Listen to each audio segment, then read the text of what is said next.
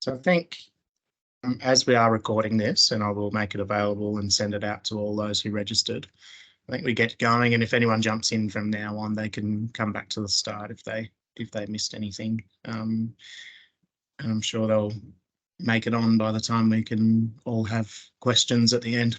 So yeah, let's do that. Yeah, that's a good idea. So for those of you who weren't there at the beginning, I'm Julie Skate, I'm not called the Cultural Development Coordinator now. And Michael's our Community Arts Officer. So, and I'm the Program Manager for this, and Michael's my support person, actually, because it's quite a big job and getting bigger. So for those of you who don't know, we did do a review of the Performing Arts Fund, and the council has decided that it would become a Performing Arts Development Grant. So they really want to see programs developed rather than not necessarily just the end result. So it's very much about supporting the development of new projects. And that new is the operative word, because we do not fund retrospectively, which doesn't mean that you won't get some funding if you've already started a project. If you're doing it in 3 stages or something like that, and you've created stage 1 and you want funding for stage 2, that's fine. That still all works quite well. So I'm going to share my screen now, and at any time, just ask questions, put your hand up. Michael will unmute you. And it's my PowerPoint. It's grant guideline. There we go. And I think the important for this is that I can't see, so Michael will have to actually just let me know when someone's got a question and stop me. Nice. So I better have a look at this. So Performing Arts Development Grant, as it's known now, or we fondly call it PADG. So we're part of Theme 2. Now, I'm not going to read all of these out because you can find all of this on the council website, the funding website, which the link will be in the chat. But it's important that you read the theme and recognise what that actual theme is so that you can incorporate that into your application, because that's just going to make it all that much stronger. The other things that we need in those applications is reference to the Arts and Culture Plan or the Music Plan. So we've got 6 goals in the Arts and Culture Plan. We've got 4 in the Music Plan, and those goals need to be reflected, or those themes need to be reflected in your application. We need to see how your project fits with what those plans are, because those plans actually came from the community. So there's the themes for the music plan. All of these things, as I said, are in the chat, so you can access them, but they're also on the council website as well. Now, this is the purpose of the grants and eligibility, funding, design, outcome, assessment criteria. Now, this, once again, is all in the guidelines, so I won't read through it, but make sure you check that eligibility and ineligibility on pages 7 to 9 of the guidelines, because often we get asked to fund things that we're just not eligible for. It's an open-ended amount, but if you ask for more than 30,000, then you need to present to the panel, because that's just it's a governance issue. It's about making sure that we've hit the right level for the next person above me. I can't approve anything over 10,000. Managers can't approve above 30,000. It goes to director. Doesn't necessarily mean that they're on the panel, but there's just a little bit more information required for that. And then the assessment criteria, which we'll go through shortly. Now, I thought I'd do a definition of performing arts. That's not actually in the guidelines, but it's there in the slides if you need it. It's just so that people who think, okay, I do circus, does that fit? Well, yes, it does. Physical theatre, does that fit? Yes, it does. And even some forms of public art will fit in this if it's a performance-based public artwork. So it's quite broad, but and we've broadened it out even further, just in the hope that we might get some really unusual projects, which is what we're looking for. Now, the application process has changed. Last year it was an EOI, which we found didn't work terribly well. So now we're doing a pitch session. And so our first session is the 29th of July. There is an Eventbrite link now, which I'll drop into there. And what happens is that you come along, you register, you come along, and you can meet with a panel member, either as a group or just for further discussion around the process, and then you can actually pitch your idea. We'll take notes and then we'll score it against our rubric, assessment rubric, and then select a number of people to go through to the next application. So within a week of the info session, we would be able to notify who's going through, and you've got around about 3 weeks to complete the application. So our first assessment is the 15th, around about the 15th of August.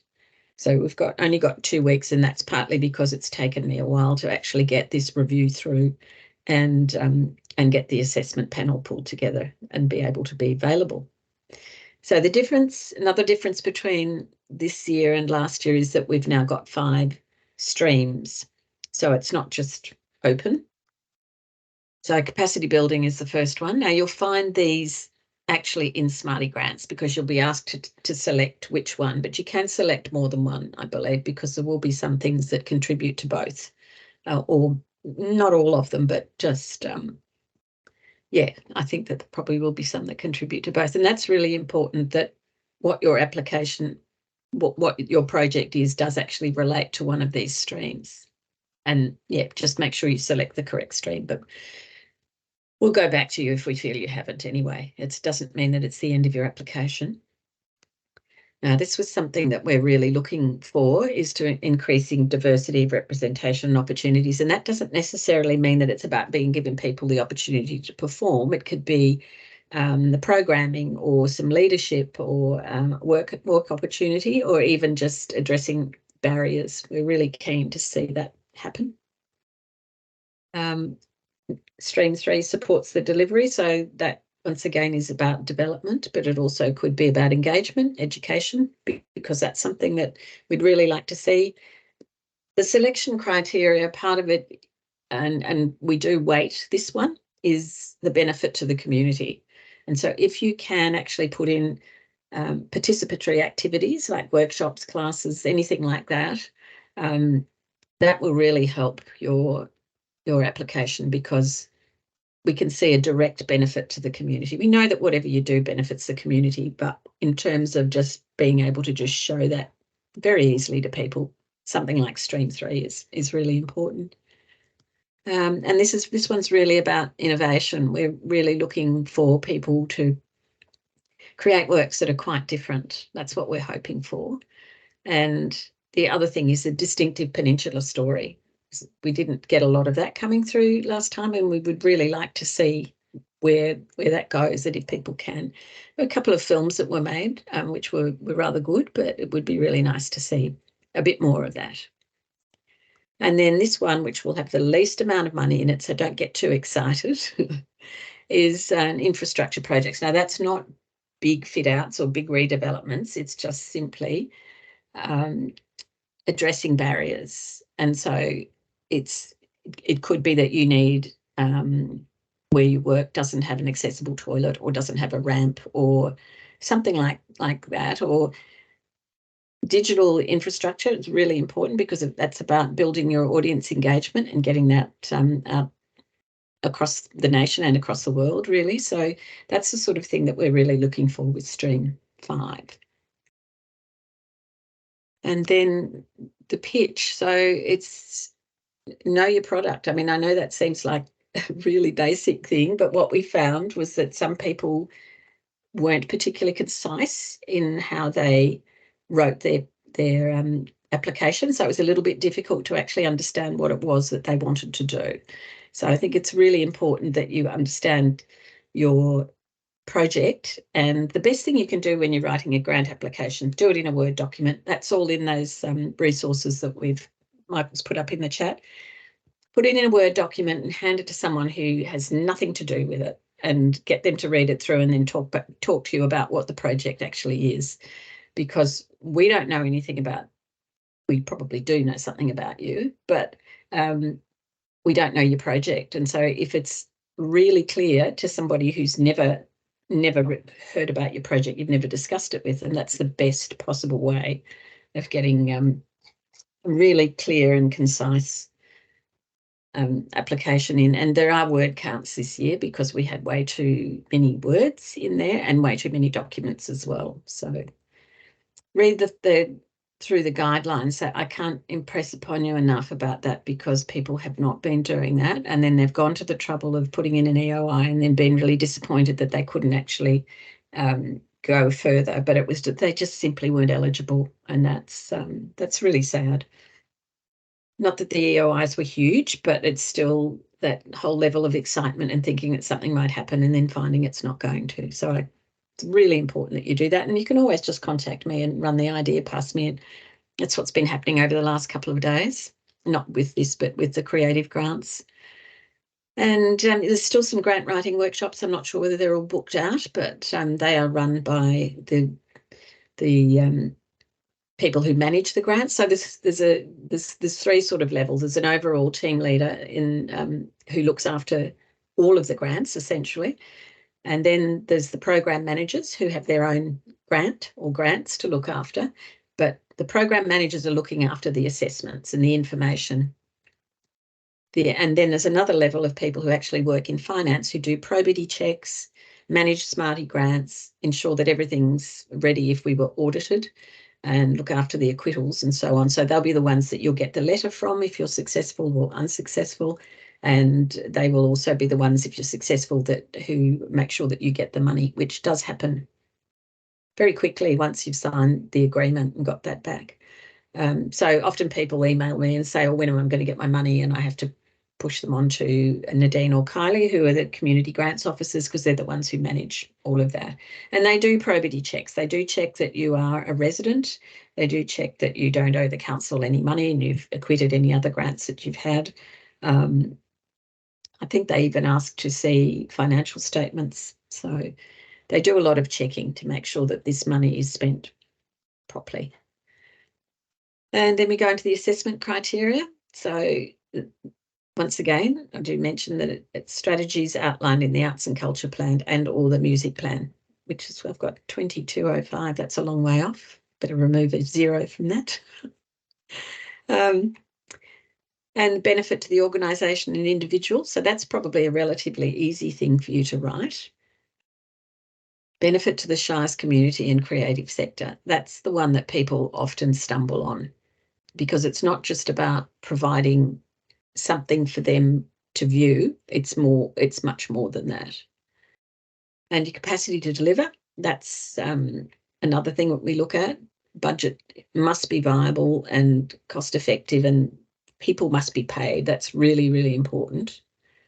And cultural permissions is another thing that's important. If you're going to involve First Nations people, a letter of confirmation, and we need to know that they're culturally safe. If it's Bunurong, we do then recommend that people speak with BLC to ensure that those people are allowed to tell that Bunurong story, because they don't necessarily have to be Bunurong. They could be invited and given permission to tell the story, but it's just best to check with them, and that's a cost. So you'd put that in your budget as well. And then this is another thing that we've just added, which is evaluating your project. We really need to know how you're going to evaluate your project on the way as you're going along. And we will be having some reporting timelines put into. It won't just be we give you the money and then you'll quit in 12 months. We actually want to know how you're going, because what we've found is that people haven't been telling us what they're doing, and we actually haven't even known that some projects had gone ahead. We just find out about it when the acquittal comes in. So we'd really like to know when projects actually happen, because we'd like to attend them too, if it's very much like to do that. And the timeline. So it opens on the 13th of July and open until funds are expended. Once they're gone, there's $500,000, but once that's gone, that's it. Or the 4th of June next year. So whichever comes first. We'll hold pitch sessions every 2 months. As I said before, we would get back to the pitch applicants very quickly. should have 3 to 4 weeks, depending on the availability of the panel to submit the application. Once the application goes in, we're hoping it'll always be around the middle of the month, and you'd be notified by the end of the month of assessment. So in general, that would mean every 2 months we'd have some assessments. And then, as I mentioned before, the money comes through very quickly. So that's pretty much it. So I'll stop sharing that. And did I stop sharing that, Michael? Yeah, good. I've got my picture back. So do we have any questions?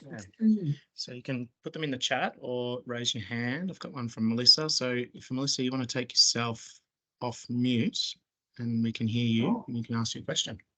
Yeah, hi. Trying to turn my camera on, but that's not working. But can you hear me? Yeah, we can hear you. That's fine. Just a question. So you mentioned for stream 3 about development and education and workshops. Yep.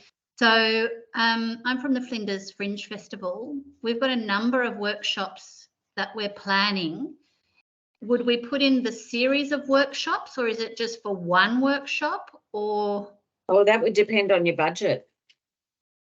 So right. it would really depend on what you wanted to spend. Like if you were asking for $60,000, what you would, how you would disperse that $60,000 in your budget. So it could be, 3 workshops or 1 professional development for your team or something like that. So it can be a combination of things. And if it's workshops for the community, but by different practitioners, is that okay? Yeah, that's wonderful. The only thing we'll be checking is that they get paid properly, because we fine. do insist on people paying NAVA or MEAA rates so that it's all very legit. Yeah. Okay, great to know.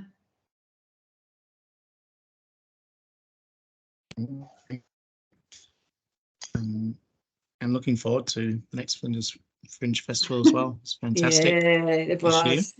I mean, I guess just on that topic as well, I was just waiting in case anyone else had a question, but if you also have a number of performers, are they best to put in an application in their own right, or can the festival put in an application for more than one performer? Oh yeah, the festival as an entity. However, you might be better off with the major events or the festival and events, the community events grant.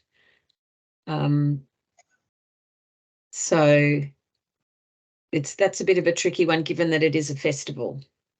Yeah, I mean, I'm just thinking, for example, we're planning a series of things for the church, which are going to be more innovative type musical / performance experiences. New work. But it might be 3 different artists. So I'm just thinking. Oh no, something like that. If you consider that one project, I would go with that as one project. Okay. Yeah, okay. Absolutely. No, that sounds great.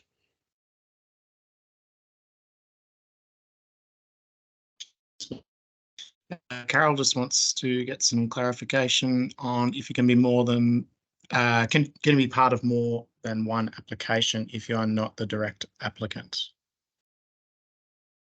Oh yeah, I don't see why that's a problem. I mean, if you're a popular performer and 4 or 5 people want you and there are 4 different projects, I don't think that would be a problem at all. You just can't apply for more than one.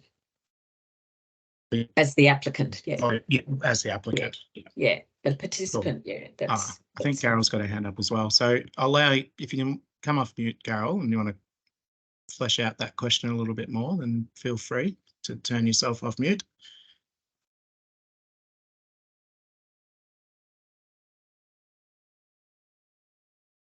No.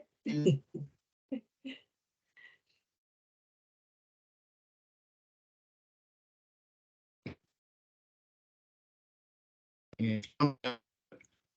Have a chat, Carol. Just take yourself off mute. Well, Carol's doing that, Julie. I'm loving your glasses. I have several pairs of them. They're only for computers. Ah, So it's blue, whatever they are, blue Yeah, right. lenses. Mm. well, they're very groovy. Yeah, I'm rather fond of them actually. I feel like I need to wear them all the time. I can see Carol Right. still on mute. Yeah, so Carol, the mute button is a microphone with a slash through it, top right, next to the camera. And you find the leave button and then across to the left. It's slightly different online, but Yeah, should it look might the be same. too. It usually looks the same.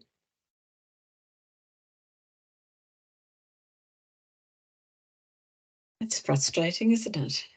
Yeah, sorry about that now. Not letting it.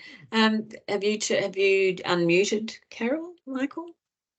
It's not letting you do it. I'll try it again.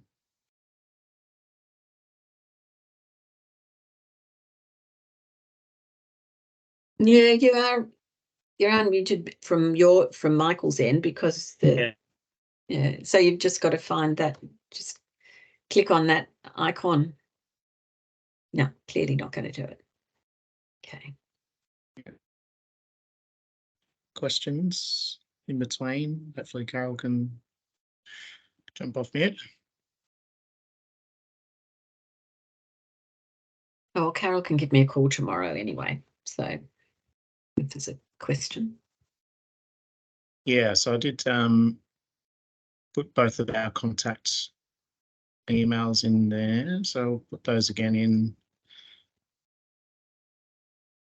Okay, I've got one more question then, if no one else is Yeah, not a problem, sir. questioning. So obviously, if you are using a performer who's not maybe peninsula based, but you're bringing a new work to the area that otherwise our community wouldn't have access to, is that considered of value, substantial, Yeah. etc., etc.? No, I consider that to be, it's a bit like our artist in residence program. That's not just for locals, and the benefit of that to the arts community is that they get to meet these people and do workshops for free with them and all of that sort of thing. So we can't be that parochial. We just can't. I think we all benefit from meeting and working and watching people from outside of our own suburbs. So, that's not a problem at all. Okay, I mean, great. the thing is that you're based here and your Yes. project is based here. So, Yeah. I mean, to be honest, with our festival, the biggest problem is we've got so many things. It's a matter of working out which one is best suited to the process, I guess. Yeah, that's a great problem to have, though. But maybe Julie, Claire and I would be wise to chat with you separately as well, just when we've nutted out a little bit more about the potential of the projects, because we're talking lots of different artists at the moment, and still locking things into place. So your advice on that would be really great before we actually do a final. Before you actually, do your pitch. I think that would be a great idea. Yeah. Just, in regards to the opening of the Fringe Festival that I went to, like the collaboration between Uncle Kutch Edwards and Ian with the puppets and Marty and Lionel, like having that opportunity for those artists and people to work with someone like Kutch Edwards was incredible. And it's like, that's what we want as well, to have that crossover, I think. So super powerful. So I was a big fan, if you can't tell already. It was wonderful. Well, we were running to get it all done in a short time. I was amazed at what you achieved in that amount of time. It was quite extraordinary, really. But we did get there. Yes. All right. Well, sometimes everyone else's questions are asked or answered by other people. So I saw something come up in the chat from Martin. Oh, sorry, Martin. I didn't say that, Martin. I'm also interested in finding out grant opportunities for visual arts. Is there another session for that area? No, this is a performing arts development fund, so it's performing arts only. Visual arts, you can apply the creative grants, but that's only up to $10,000. So, but it's still quite good. Yeah. So just read the guidelines and check those out. I mean, if you're doing a festival, there's festival grants as well, community festivals, or yeah. It's but definitely look at the creative grants, because that's for visual arts, but it's also for performing arts, for history and heritage. There's a number of things that sort of fits under the creative banner. So Carol's put a question in the chat as far as the definition of new work. Is it one that's developed specifically for this fund, or could it be a play, for example, that hasn't been premiered anywhere else? That's a really good question. I would suspect I have to think like a counsellor, and it seems to me as though, because that's not easy, me thinking like a counsellor. If they're calling it a development grant and the reason was that they wanted new things, I assume that they actually want new work, which is why we've said that you could stage things. So perhaps if that play was still in its development stage, yeah, that's a bit tricky. I suspect they want things that are new. Yeah, I think that's what they're hoping to encourage, the people writing new works and delivering new works, which can be done over a 2-year period. It doesn't have to be done in the 12 months. We can give you an extension.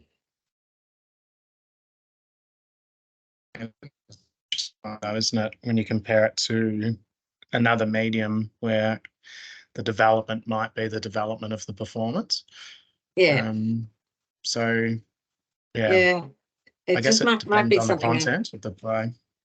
Yeah, but I mean, if it was a play that hasn't been performed before, that's new. So maybe if it's just a matter of showing that some evidence that it hasn't been performed, and you're not trying to do a Beckett or something. So, that's have a think about that one, because it shouldn't prevent you from applying, because it should really be because you've still got a lot of work to do. Once you've got the play written, you've still got an enormous amount of work. So yeah, that would make sense. Anyway, I'm contradicting myself. I need to think about that one. And you could call it phase 2. Phase 1 is the writing of the play, and the phase 2 is the performance. I think that's probably the best to look at it as being staged, and what you're asking for is the money to develop it further. So yeah, perhaps we look at it that way. Yeah. And so just on that then, obviously something that's improvised is obviously considered a new work. I mean, there might be a scaffolding, obviously, but if it's largely improvised, that's also a new work, correct? Absolutely, yep. Yeah, love to see some improvised work. That would be fantastic. As you can probably tell, we've got lots of ideas flowing about. It's great. That's not a bad thing. We've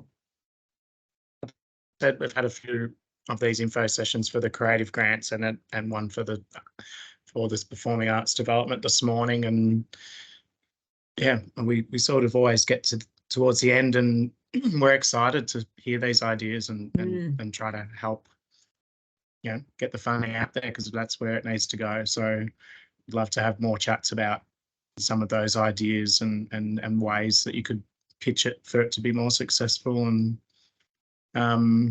hopefully sessions like this help get that going, and it's not a gatekeeper type of environment. It's the creative community being allowed to grow and be empowered by these funds. So that's the whole point of it.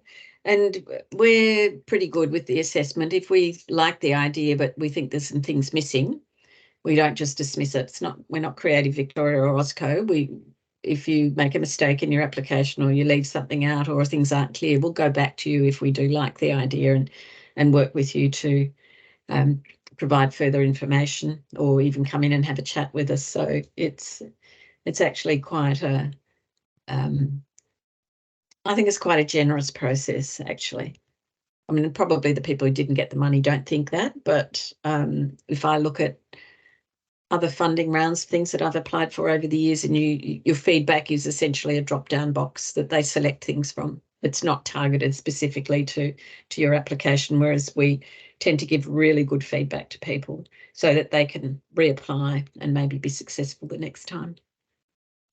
And that's one of the reasons why we've broken up the rounds instead of just having it all in one hit.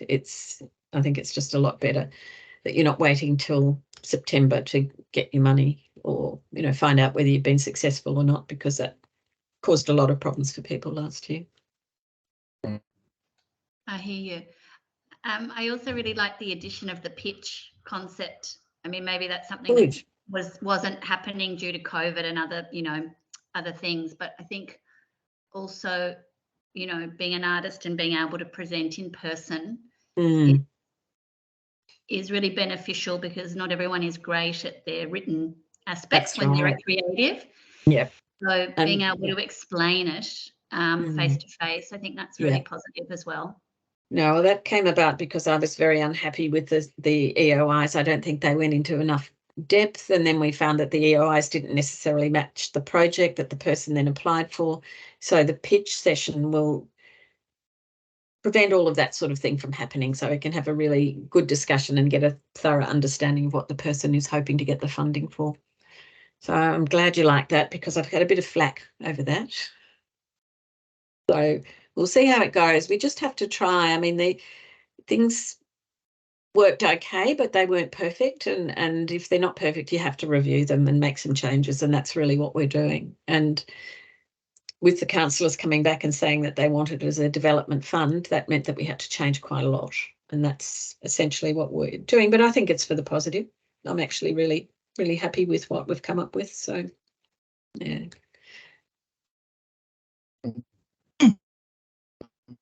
Okay, that's Carol going. Good. How much time will we have for the pitch? That's a good question, Claire. Oh, it is a very good question. Well, we're doing it at the Mornington Community House because it's got a few different rooms. And so what we can actually do is break out into these different rooms, because there'll be 3 of us there. So you're probably going to have quite a bit of time, because we're just going to do a really short